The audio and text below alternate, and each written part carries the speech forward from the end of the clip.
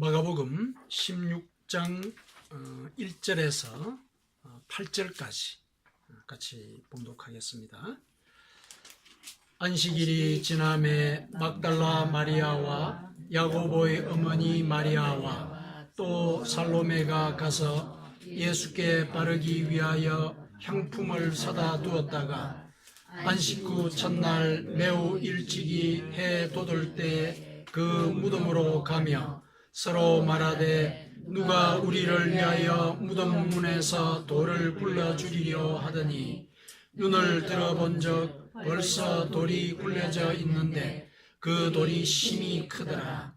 무덤에 들어가서 흰옷을 입은 한 청년이 우편에 앉은 것을 보고 놀라매 청년이 이르되 놀라지 말라. 너희가 십자가에 못 박힌 나사렛 예수를 찾는구나. 그가 살아나셨고 여기 계시지 아니하니라. 보라, 그를 두었던 곳이니라. 가서 그의 제자들과 베드로에게 이르기를 예수께서 너희보다 먼저 갈릴리로 가시나니 전에 너희에게 말씀하신 대로 너희가 거기서 배우리라 하라 하는지라. 여자들이 몹시 놀라 떨며 나와 무덤에서 도망하고 무서워하여 아무에게 아무 말도 하지 못하더라. 아멘. 오늘 우리는 우리 주님의 부활을 기념하는 주일을 맞이했습니다. 주님의 부활은 우리 자신의 부활을 예표를 합니다. 그래서 사실 오늘은 우리의 부활을 축하하는 그런 날이기도 합니다. 그래서 예배 시작하기 전에 우리 서로 보면서 주님의 부활을 축하합니다. 그리고 서로를 향해서 부활을 축하합니다. 이렇게 서로 인사를 나누면 좋겠습니다. 자, 우리 주님의 부활을 축하합니다. 우리 주님의 부활을 축하합니다. 부활을 축하합니다. 네, 감사합니다. 네. 자, 오늘은 이제 우리가 좀 전에 말씀을 드렸듯이 예수님께서 십자가에 돌아가시고 난 지 사흘 만에 다시 부활하신 그날을 기념하는 그런 주일입니다. 예수님께서 왜 죽으셨습니까? 다들 아시겠지만은 오늘 부활을 기념하는 날이기 때문에 죽으신 이유, 그것도 다시 한 번 더 점검을 우리가 같이 한번 해보십시다. 왜 예수님께서 죽으셨습니까? 하나님께서 인간을 창조를 하셨을 때 죄 없는 인간으로 창조를 하셨습니다. 처음에는 죄가 없었기 때문에 죄가 없으신 하나님과 대화를 하면서 우리는 지냈습니다. 그러나 인간은 욕망 때문에 죄를 짓게 되고 죄가 하나님과의 관계를 막게 되었습니다.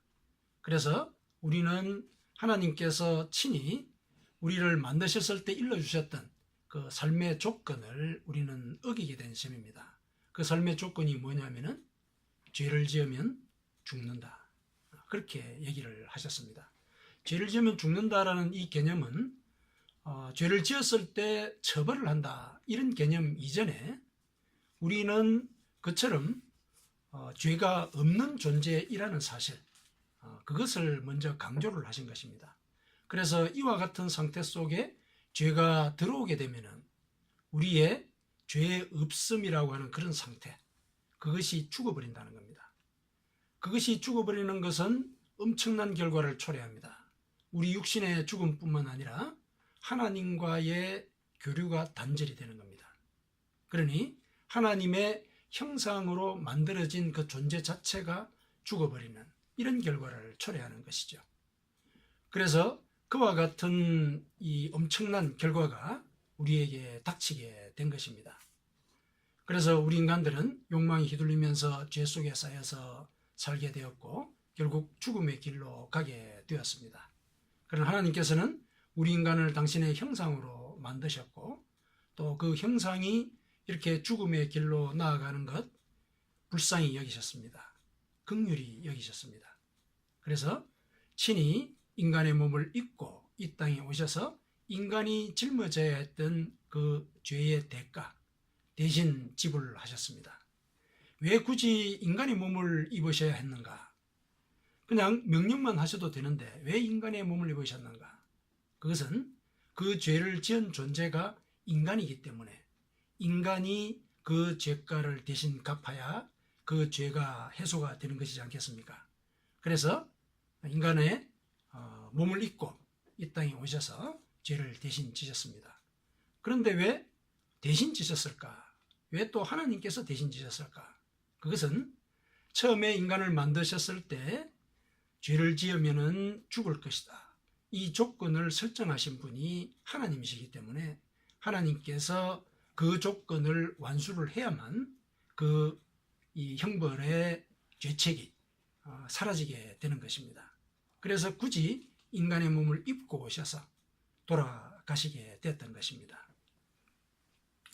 그러면은 예수님께서는 돌아가심으로 해서 죄짐이 다 해결이 됐는데 왜 또 부활을 하셨을까? 부활하신 이유는 뭘까? 부활하신 이유는 만일에 그냥 십자가에서 돌아가신 것으로 끝이 났다면은 우리의 그 죄의 형벌, 즉 죽음이라고 하는 형벌이 완수가 되었다, 다 해소가 되었다, 이걸 확인할 길이 없습니다. 예수님께서 부활하신 것은 죽음을 이기고 다시 살아나신 것이지 않습니까?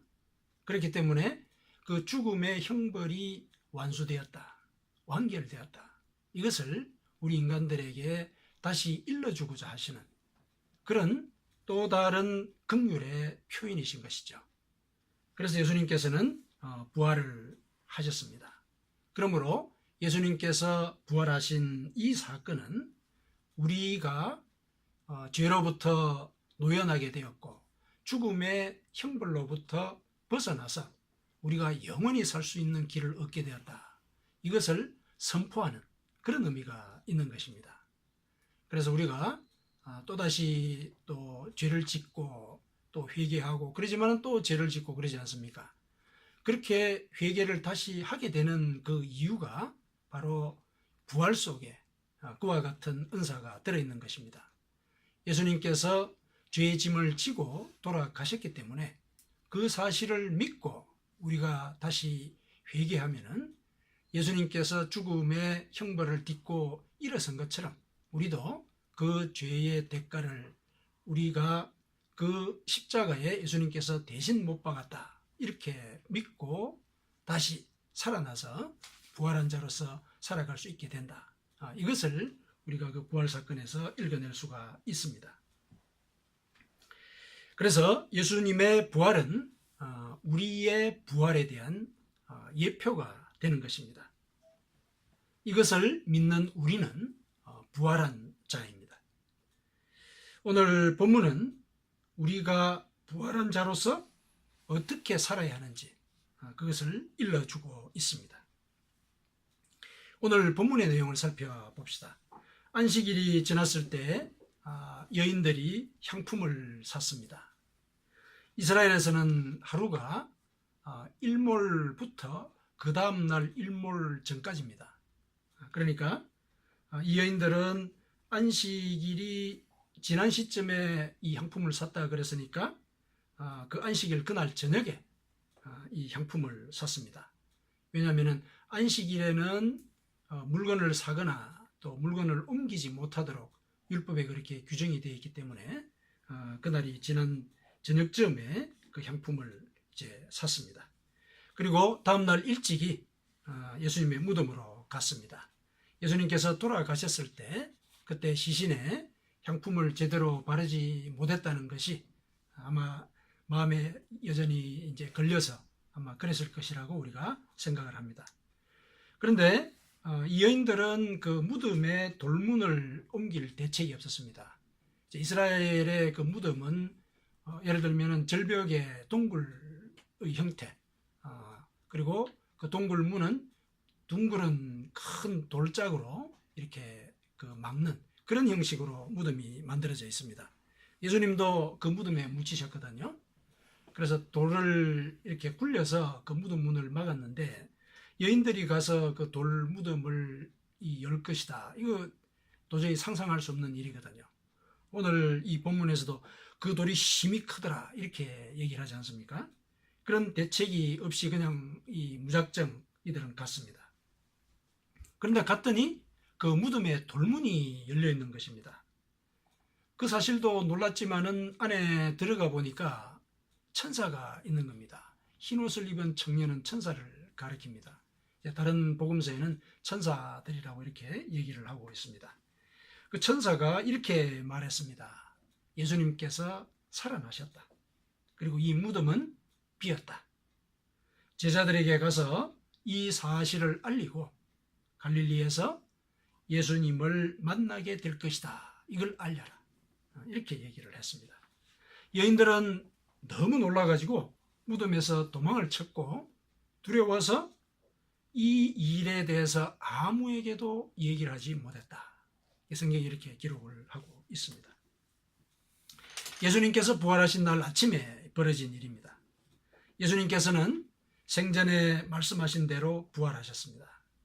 마가복음 10장 33절에서 34절 보라 우리가 예루살렘에 올라가노니 인자가 대제사장들과 서기관들에게 넘겨지매 그들이 죽이기로 결의하고 이방인들에게 넘겨주겠고 그들은 능욕하며 침뱉으며 채찍질하고 죽일 것이나 그는 3일 만에 살아나리라. 예수님께서는 이 말씀을 제자들에게 3번 말씀을 하셨습니다. 물론 그 당시에는 제자들이 깨닫지를 못했지만은 어쨌든 예수님께서는 말씀하신 대로 이렇게 그 당시 종교 권력가들에게 참소를 당해서 결국 돌아가셨고 말씀하신 대로 사흘 만에 부활하셨습니다.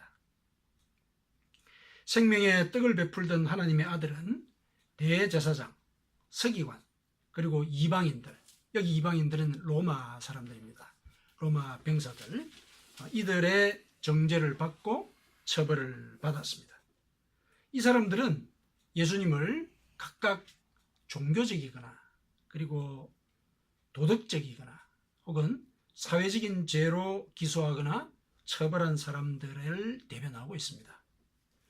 그리고 이들의 사주를 받거나 또 이들의 뒷배경이 되어줬던 그 일반 무리들, 이 백성들, 이들은 자기들이 구세주라고 생각했던 그 예수님께 물질과 명예와 권력을 기대하면서 예수님께 자신의 욕망을 투사를 했습니다. 사실상 인간이 저지를 수 있는 모든 죄의 짐을 예수님께 다 짊어지운 것입니다. 예수님은 이것에 저항하지 아니하시고 묵묵히 그 짐을 짊어지고 돌아가셨습니다. 죄가 없으신 하나님께서 이렇게 죄인으로서 죽으셨으니까 하나님께서 인간의 죄의 대가를 대신 치르신 것에 해당합니다. 그런데 돌아가신 것으로 종결이 되었다면 대속의 의미를 확인할 수 없을 것입니다. 예수님께서 부활하심으로써 죄로 인한 죽음을 극복했으니까 대속의 행위가 완결되었음을 확인할 수 있는 것입니다. 이 사건은 인간의 영역을 넘어선 영적인 존재의 역사에 해당합니다. 단순히 영적인 현상이다 이런 의미가 아니라 하나님께서 개입하신 일이다 이런 의미입니다. 여인들이 무덤에 그 힘이 큰 그 돌을 열 수 없었다는 점, 그리고 그 이후에 그들이 두려워서 도망치고 아무 말도 하지 못했던 그 전율과 공포, 이것이 바로 그와 같은 의미를 입증합니다. 부활은 하나님께서 인간의 역사에 개입하신 사건입니다. 마가복음 1장 1절에 명시된 마가복음의 제목대로 하나님의 아들 예수 그리스도께서 하신 일인 것입니다. 하나님께서는 예수님의 부활을 통해서 인간의 죄를 용서하셨음을 인간에게 직접 선포하시고 인간에 대한 사랑을 증명하셨습니다. 그 사랑은 부활 사건으로 그치지 않습니다. 왜 그러셨느냐? 그 이유를 알기 위해서 우리는 오늘 본문에서 예수님께서 갈릴리로 가신 사실에 중점을 두어서 이 말씀을 묵상을 해 보겠습니다. 갈릴리로 가신 그 행보가 인간에 대한 사랑, 하나님이 인간에 대해서 품고 계신 그 신실하신 사랑, 히브리어는 그걸 헤세드라 그러는데 그 신실하신 사랑을 증명하고 그 다음에 그와 같은 모습을 제자들에게 일러주심으로 해서 당신이 육신으로서 이 땅에 계시지 아니할 때 제자들이 그와 같은 사랑을 베풀도록 가르치시기 위한 그런 의도가 있는 것입니다. 예수님께서는 갈릴리에서 제자들을 다시 만나겠다 이렇게 말씀도 하셨고 또 천사를 통해서 다시 한 번 더 확인을 시켜줬습니다. 예수님의 무덤은 지금 예루살렘에 있습니다. 예루살렘에서 이제 종교 권력가들의 참소를 받아서 거기서 처형을 당한 것이거든요. 그리고 제자들도 당시에는 예루살렘 인근에 숨어 있었습니다. 그렇다면은 예수님께서는 부활하신 뒤에 제자들을 당신의 그 무덤가로 부르실 수 있었습니다. 또 여인들이 달려가서 무덤가로 불러서 이렇게 그 무덤의 현장을 확인하게 하실 수도 있었거든요. 아니면은 제자들이 숨어 있던 곳으로 가실 수도 있습니다. 그래서 당신께서 부활하셨다는 사실을 제자들뿐만 아니라 다른 사람들에게도 선포를 할 수 있는 여지가 분명히 있었거든요. 그런데 그렇게 하지 아니하셨습니다. 굳이 갈릴리로 가시겠다 이렇게 얘기를 하신 것이죠. 갈릴리는 예루살렘으로부터 북쪽으로 약 한 130km 정도 떨어져 있는 곳입니다. 성인 걸음으로 약 한 엿새 정도 걸리는 거리라고 그럽니다. 그 갈릴리로 가서 제자들을 만나겠다 이렇게 천사들을 통해서 일러주셨고, 실은 이 말씀도 예수님께서 제자들에게 먼저 얘기를 하셨습니다. 마가복음 14장 28절에 제자들에게 뭐라 그러시냐면은 내가 살아난 후에 너희보다 먼저 갈릴리로 가리라 이렇게 얘기를 하셨습니다. 그래서 갈릴리로 가신다 하는 이야기가 예수님께서 미리 계획하신 그런 일이라고 하는 것, 이것을 여기서 우리가 확인을 할 수 있습니다. 그러면은 왜 굳이 갈릴리로 가려 하셨을까? 그 답은 갈릴리가 예수님의 주요한 사역, 그 활동의 무대였다는 사실, 이것을 고려할 때 답을 짐작을 할 수가 있습니다.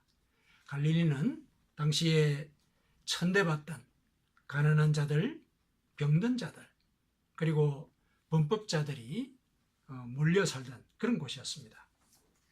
그러니까 부활하신 예수님께서는 다시 그들에게로 돌아가신 것입니다. 예수님은 부활의 영광을 그 자리에서 누리기보다는 계속해서 가난한 자에게 아름다운 소식을 전하고 마음이 상한 자를 고치고 포로된 자에게 자유를 주며 갇힌 자에게 노임을 선포하고 모든 슬픈 자들을 위로하되 기쁨의 기름으로 그 슬픔을 대신하며 찬송의 옷으로 그 근심을 대신하고 그들이 의의 나무 곧 여호와께서 심으신 그 영광을 나타내게 하고자 하셨습니다. 이사야서 61장 1절에서 3절의 말씀, 예수님께서 오셔서 하실 일에 대해서 예수님께서 탄생하시기 전 700년 전에 이렇게 예언이 된 일입니다. 이 일을 그대로 하시기 위해서 예수님께서는 부활하신 이후에도 그곳으로 가신 것입니다. 예수님의 사랑은 이와 같이 인간들에게 지속적으로 실행이 되었던 것입니다. 베풀어졌던 것입니다. 제자들을 갈릴리로 부르신 이유는 그들도 이 일을 하도록 가르치기 위해서입니다. 이것은 부활이라고 하는 것의 의미가 개인적인 차원에 그치는 것이 아니라 공동체를 살리는 차원도 포괄한다, 이것을 가리킵니다. 예수님의 부활은 죄에 매여서 영적으로 죽었던 자가 다시 살아날 뿐만 아니라 그 이후에는 부활한 자로서 살아야 한다, 그래서 공동체를 살려야 한다. 이런 사실을 일러주고 있습니다. 부활한 자로서 산다는 것은 무슨 의미입니까? 우리가 잘 아는 그 레프 톨스토이, 그 사람이 부활이라고 하는 대작을 쓰지 않았습니까? 이제 부활의 이 작품을 우리가 읽어보면은 부활한 자로서 산다는 것의 의미, 이것이 아주 적절하게 묘사되어 있는 것을 발견을 할 수가 있습니다. 이 부활이라고 하는 작품은 잠깐 내용을 소개를 하면은 주인공이 이제 물론 이제 두 사람입니다. 남자는 네훌루토프라고 하는 공작이고 여주인공은 카투샤. 카투샤는 농노의 딸입니다. 이 공작과 농노의 딸 사이에 그 얽힌 관계, 이것을 풀어가면서 서로가 인생의 의미를 깨달아가는 그런 내용을 그 작품이 다루고 있습니다. 카투샤는 이제 몸을 팔면서 살아야 되는 그런 삶을 살고 있었는데 어느 날 이제 상인을 독살했다 하는 이런 혐의를 뒤집어 쓰고 재판을 받게 되었습니다. 네올루도프 공작은 우연찮게 그 사건의 배심원이 됩니다. 배심원이 되어가지고 이제 그 카투샤의 사건을 심리를 하게 되는데 가만히 보니까 젊었을 때 사귀었던 여자인 거예요. 그런데 젊을 때 무슨 일이 있었냐면은 이제 무책임한 일을 한 것이죠. 그리고 임신을 했을 때 돈을 주고 그냥 떠나버렸습니다. 이제 그런 관계가 있었습니다. 그런데 그 여인이 지금 독살 사건의 혐의를 쓰고 이렇게 재판을 받는 걸 보니까 네올루도프가 양심의 가책을 느꼈습니다. 나 때문에 인생을 저렇게 망쳤구나. 이제 그런 이제 가책을 갖게 되죠. 그래서 네올루도프는 감옥을 방문을 해서 이제 카투샤에게 용서를 빌고 또 결혼까지 하자고 얘기를 합니다. 당신 인생을 책임을 질 테니까. 그런데 카투샤는 거부합니다. 너무 그동안 이제 다른 인생을 살아왔고 너무 천대받는 삶을 살다 보니까 사람의 생각이, 세계관이 바뀌어버린 겁니다. 하루하루 벌어먹고 사는 것, 그게 내 삶인데 무슨 또 공작이라고 하는 사람이 와가지고 나를 또 농락을 하려고 그러느냐. 그렇게 해가지고 이 네올루도프의 제안을 거절합니다. 하지만은 네올루도프는 끊임없이 또 계속 찾아가서 설득하고 용서를 빌고 그 과정에서 이 카투샤가 조금씩 변화하게 됩니다. 그러니까 누군가를 변화를 시킨다는 건 이와 같은 지속적인 헌신, 이것이 필요한 것이죠. 그러면서 이 카투샤는 인간으로서의 가치, 이런 것들을 깨닫게 됩니다. 그러면서 감옥에서 정치범들과 사귀게 되고 그 중에 한 사람과 이제 결혼을 이제 하기로 약속하는 이제 그런 관계까지 나아가게 되죠. 그런 과정이 진행되는 동안에 네올루도프 공작은 이제 감옥을 왔다 갔다 하면서 이 교정 제도 자체가 너무나 비인간적이다. 뭐 감옥의 현실뿐만 아니라 이 사람을 만나고 또 대화하는 이런 관계조차도 굉장히 까다롭고 힘든 거예요. 그리고 추울 때 이렇게 방치되고 하는 그런 상황들, 말도 못하게 비인간적인 이런 상황들, 이런 것들을 보면서 이 교정 제도를 인간적으로 조금 교정을 하는데 내가 힘을 바쳐야 되겠다. 고치는데 내가 힘을 바쳐야 되겠다. 그런 생각을 합니다. 그러면서 자기는 공작이니까 대토지를 소유하고 있었거든요. 그 토지들을 그 영지에 있던 농노들에게 다 나눠줍니다. 다 나눠주고 그리고 이 교정제도의 이 비인간성, 불합리성 이런 것들을 이제 비판하는 이런 이야기들을 하게 되지요. 그리고 상류사회의 그 사치와 나태함 이런 것들도 이제 비판하는 이런 입장을 갖게 되었습니다. 톨스토이가 이렇게 그리고 있는 이 부활의 의미는 부활 자체가 개인의 각성, 여기에서 그치는 것이 아니라 다른 사람의 각성과 부활, 사회의 변화 이런 것까지도 포괄하고 있는 것으로 이렇게 나타내고 있습니다. 오늘 본문에서 예수님께서 부활하신 뒤에 갈릴리로 가시는 그 상황과 아주 밀접하게 평행적으로 제시가 되어 있는 그런 부분입니다. 예수님의 부활은 작은 자들의 부활, 그것을 전제를 하고 있는 것입니다. 제자들도 갈릴리로 오라 이렇게 말씀하신 것은 제자들이 작은 자들의 변화를 위해서, 갈릴리에 사는 그 작은 자들의 변화를 위해서 헌신하라 이렇게 명령한 것과 같습니다. 부활 그 작품의 말미에 네올루도프는 마태복음 18장의 말씀에 대해서 굉장히 큰 감명을 받는 것으로 톨스토이가 기록을 하고 있습니다. 마태복음 18장에는 어떤 말씀이 기록이 되어 있느냐면은 예수님께서 어린 아이와 같이 자신을 낮추는 사람이 천국에서 큰 자다 이렇게 가르치시는 말씀이 나옵니다. 그래서 작은 자를 영접하라 이야기가 이어집니다. 그리고 예수님께서는 이 땅에 작은 자 그리고 잃어버린 자를 구원하러 내가 왔다 이런 말씀까지 밝히시면서 마태복음 18장 14절에 이와 같이 이 작은 자 중에 하나라도 잃는 것은 하늘에 계신 너희 아버지의 뜻이 아니다 이렇게까지 말씀을 하셨습니다. 그 다음에 이어서 10,000달란트 빚진 종과 100데나리온 빚진 종의 비유를 말씀을 하십니다. 주인으로부터 10,000달란트, 이건 오늘날 이 시세로 우리가 환산을 하면은 약 한 21억 원 정도에 해당을 한다고 그럽니다. 21억 원 정도 해당하는데 10,000달란트를 탕감받은 종이 자기에게 빚진 그 100데나리온이죠. 100데나리온을 빚진 종, 이 빚진 종을 붙들어서 이 돈 갚으라고 채권을 하고 돈을 못 갚으니까 감옥에 투옥을 시키는 이런 일이 있었다. 이러면서 이제 예수님께서 비유를 들어서 말씀을 하시고 그 주인이 그 사실을 듣고 그 10,000달란트 빚진 종을 다시 불러들여서 꾸짖으면서 네가 10,000달란트를 다 갚기 전에는 감옥에서 못 나온다.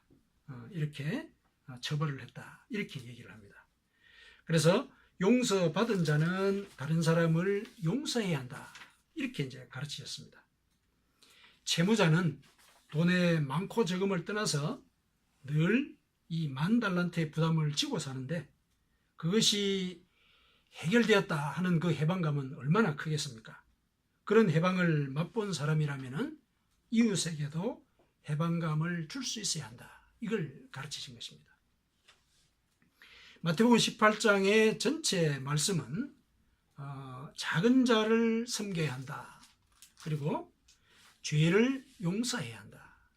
이것을 크게 가르치고 있습니다. 네홀루도프가 이 말씀에 감명을 받은 대로 톨스토이는 부활이 바로 자신을 넘어서 공동체에다가 그 영향을 끼치고 또 공동체에다가 영향을 끼쳐야 한다. 그것이 바로 진정한 부활이다. 이렇게 강조를 하고 있는 것입니다.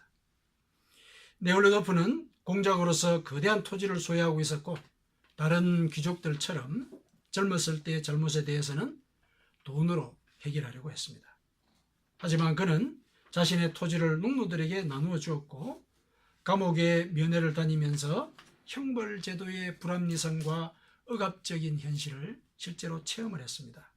그는 스스로 작은 자가 된 것입니다. 자기의 소유를 다 내려놓고 또 고통받는 자의 곁에서 함께 고통을 공유했던 것입니다. 물론 이 네올루도프가 그런 일을 한다고 해서 당장 사회구조나 형벌제도가 개선되는 것은 아닙니다. 하지만은 작은 자였던 카투샤를 변화시켰고 또 그 당시에 교정제도의 비인간성에 대해서 용서와 사랑의 가치를 확산시킬 가능성이 있는 그런 인물로 그려지고 있거든요. 진실한 부활은 이와 같은 모습을 띄어야 하는 것입니다. 큰 자였던 자신이 하나님 앞에서 작은 자가 되는 것, 이것이 우리에게는 부활입니다. 스스로 죄인인 것을 고백하고 하나님의 말씀을 진리로 여기면서 살아가야 합니다. 하나님 앞에서 죄인인 것을 고백할 때 다른 사람을 용서할 수 있습니다. 우리는 10,000달란트 빚진 종입니다. 그렇다면 우리에게 잘못한 사람은 100데나리온은 데나리온 자체가 하루 품삯에 해당을 하고 10,000달란트와 비교를 했을 때 이 데나리온으로 환산을 하게 되면은 품삯으로 환산을 하게 되면은 16만 년을 일을 해야 되는 이제 그런 가격인 것이죠. 그와 같은 중죄를 우리가 하나님으로부터 용서를 받았다면은 우리 곁에 작은 자들이 우리에게 저지르는 잘못들 그것은 당연히 용서할 수 있어야 한다. 이것이 부활한 자이다. 부활한 자의 모습이다. 이것이 바로 작은 자를 섬기는 일이다. 갈릴리로 제자를 부르신 예수님께서 바로 이와 같은 삶을 요구를 하신 것입니다. 이것은 결국 우리가 따라야 하는 그런 길이기도 한 것입니다. 예수님께서는 당신께서 실제로 작은 자가 되셨습니다. 바울 사도가 그 과정을 이렇게 설명을 했습니다. 빌립보서 2장 6절에서 8절에 이렇게 기록을 하고 있습니다. 그는 근본 하나님의 본체시나 하나님과 동등됨을 취할 것으로 여기지 아니하시고 오히려 자기를 비워 종의 형체를 가지사 사람들과 같이 되셨고 사람의 모양으로 나타나사 자기를 낮추시고 죽기까지 복종하셨으니 곧 십자가에 죽으심이라. 하나님이셨지만은 비천한 인간의 몸을 입으셨고 가난한 자, 병든 자, 갇힌 자들과 어울리면서 그들을 위로하셨고 결국 그들과 함께 모든 인간의 죄를 대신 지고 십자가에서 돌아가셨습니다. 예수님은 인간의 몸을 입은 하나님이시기 때문에 당신께서 말씀하셨듯이 12군단이나 더 되는 천사를 동원해서 이 모든 일들을 처리할 수가 있었습니다. 제물이 되실 필요가 없었다는 것입니다. 그러나 그럼에도 불구하고 아무 말 없이 대속의 제물이 되셨습니다. 작은 자가 되어야만 하나님 앞에서 작은 자인 인간을 대리할 수 있었기 때문에 그렇게 작은 자가 되신 것입니다. 예수님께서는 이같이 작은 자가 되셔서 작은 자를 섬기셨습니다. 이렇게 하자 하나님은 예수님을 부활시키셨습니다. 바울 사도는 이어서 부활의 영광을 이렇게 묘사하고 있습니다. 9절 11절입니다. 빌립보서 2장 9절 11절. 이러므로 하나님이 그를 지극히 높여 모든 이름 위에 뛰어난 이름을 주사 하늘에 있는 자들과 땅에 있는 자들과 땅 아래에 있는 자들로 모든 무릎을 예수의 이름에 꿇게 하시고 모든 입으로 예수 그리스도를 주라 주님이시라 시인하여 하나님 아버지께 영광을 돌리게 하셨느니라. 죽은 자들로부터 부활시키셨다는 것은 작은 자의 자리로부터 들어 올리셨다는 그런 뜻입니다. 예수님을 지극히 높여주셔서 모든 무릎을 그 이름 앞에 꿇게 하셨고 하나님께 영광을 돌리게 하셨습니다. 그리고 부활을 영광의 성취로 종결하지 아니하시고 예수님을 따르는 자들의 부활로 이어지게 하셨습니다. 예수님의 부활은 나의 부활에 대한 약속이지만 그 새로 태어난 능력을 이웃에게 확산할 때 증명이 되는 그런 현상입니다. 사랑하는 성도 여러분, 우리도 예수님의 제자들처럼 갈릴리로 달려갈 수 있어야 합니다. 작은 자를 섬기고 죄를 회개함으로써 우리가 주님 안에서 부활했음을 증명해야 합니다. 부활한 자 곁에서는 가난한 자에게 아름다운 소식이 전해지고 마음이 상한 자를 고치며 포로된 자에게 자유를, 갇힌 자에게 노임을 선포하는 일이 일어나야만 하는 것입니다. 우리 곁에서 권고한 이웃이 우리 때문에 힘을 얻고 부활을 할 때 우리는 주님 안에서 부활한 자로서 살게 되는 것입니다. 하나님께서는 우리를 지켜보고 계십니다. 그리고 당신께 영광을 돌리는 자로서 우리를 높여 주실 것입니다. 아멘. 아멘.